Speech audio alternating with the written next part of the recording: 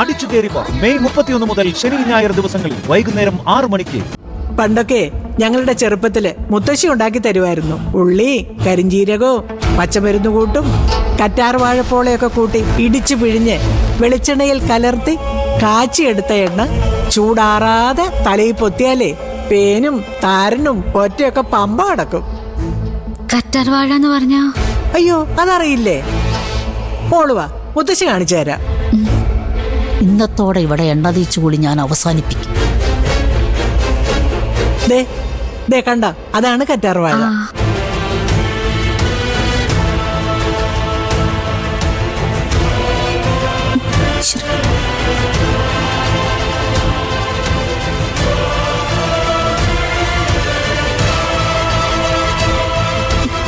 ഇത്രയൊക്കെ വേണോ ചേച്ചി? വേണം. അവള് നടു ഒടിഞ്ഞ് വീണ് കിടക്കുന്ന എനിക്ക് കാണണം. ദേ, മോൾ എതിരൊന്നും പറയരുത്. അവളിപ്പൊ പുറത്തു വരും. ഈ എണ്ണ തെറ്റി വീഴുകയും ചെയ്യും. അതോടെ അവിടെ ഗർഭം ഠിം. പിന്നെ അവൾ അഹങ്കരിക്കുന്ന എങ്ങനെയാണെന്ന് നമുക്ക് നോക്കാം. അതോടെ അവളെ നമ്മൾ നൈസായിട്ട് അടിച്ചു പുറത്താക്കും. അങ്ങനെ നമ്മുടെ ആദ്യക്കൂട്ടം രക്ഷപ്പെടും. മോള് ബാ, പോ പോ പോ പോ പോ.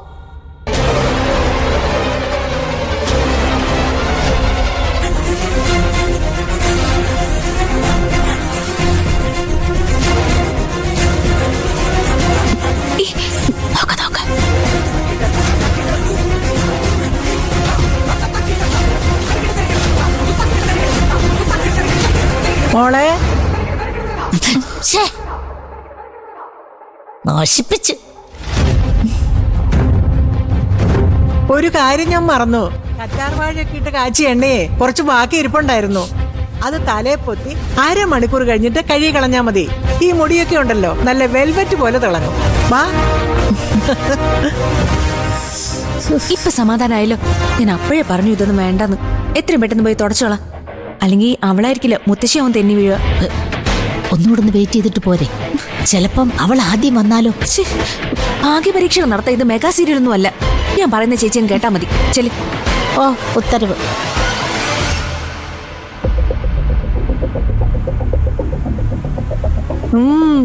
നല്ല മണം. മണത്ത് നോക്കിയേ. അല്ലേ? വാ വാ മോളെ. മോൾക്ക് ഞാൻ പുരട്ടിത്തരാം. വാ. അല്ലെങ്കിൽ വേണ്ട, ഗോമതിയെ വിളിക്കാം. അവിടെ ഇതിന് എക്സ്പേർട്ടാ. ഗോമതിയേ,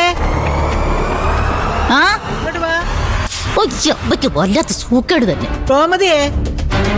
വേണ്ട മുത്തശ്ശി, അവള് ചെയ്തു തരൂന്നേ. ഗോമതി വരുന്നു. ഗോമതി.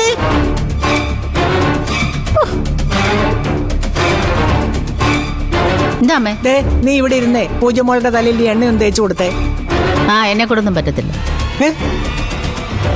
ഇപ്പൊ എന്നെ കൂടെ പറ്റത്തില്ലെന്ന്. അതെന്താ? ഞാൻ അപ്പുറത്ത് നല്ല പണിയിലായിരുന്നു. എന്റെ കൈ മുഴുവനും അഴുക്കാം. അത് കഴുകിയാ പോവില്ലേ? പോയി കൈ കഴുകിയിട്ട് വാ.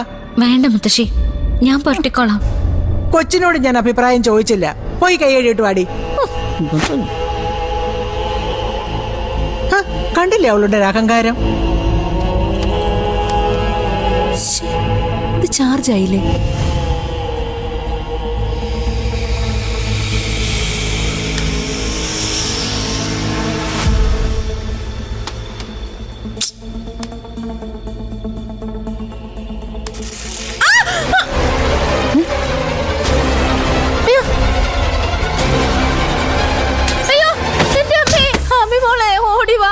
അയ്യോ, എനിക്ക് വയ്യേ.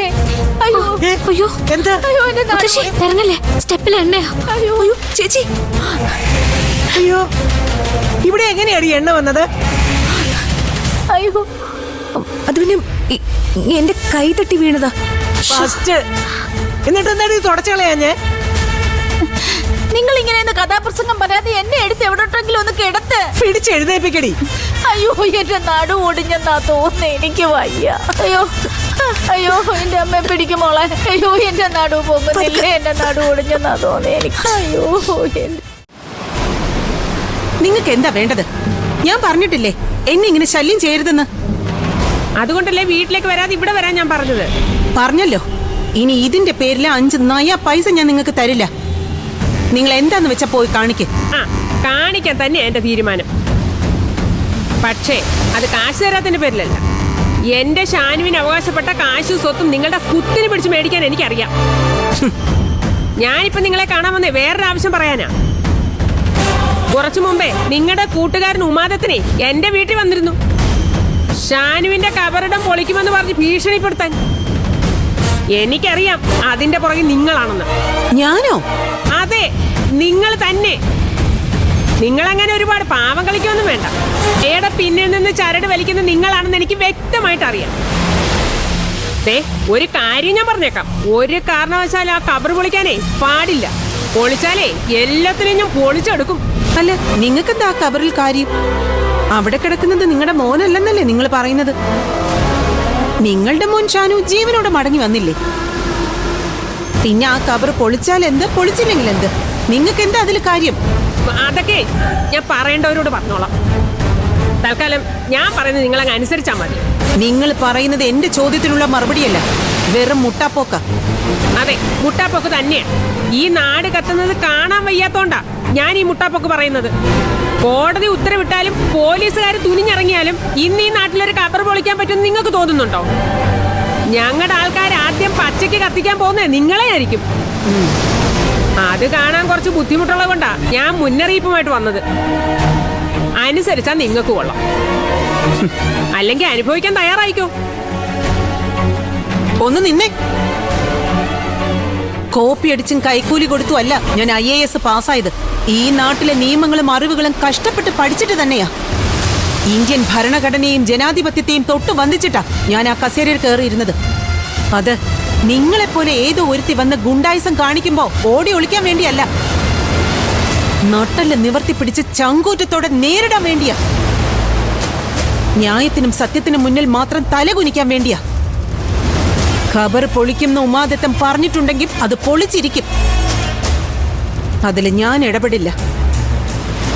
അതിലെന്നല്ല, എന്റെ രാജ്യത്തിന്റെ സുരക്ഷയ്ക്കും ആത്മാഭിമാനത്തിനും ഭീഷണിയാകുന്ന ഒരു കാര്യത്തിനും മായാലക്ഷ്മി IAS കൂട്ടു നിൽക്കില്ല. അതിന്റെ പേരിൽ എന്തനുഭവിക്കാനും ഞാൻ തയ്യാറാ. ഫാത്തിമയ്ക്ക് ചെയ്യാവുന്നതൊക്കെ ഫാത്തിമ ചെയ്യ, എനിക്ക് ചെയ്യാവുന്നത് ഞാനും ചെയ്യാം. അറിയണ്ടേ മൺമറയ്ക്കുള്ളിൽ മയങ്ങിക്കിടക്കുന്ന മഹാസത്യങ്ങൾ എന്തൊക്കെയാണെന്ന്?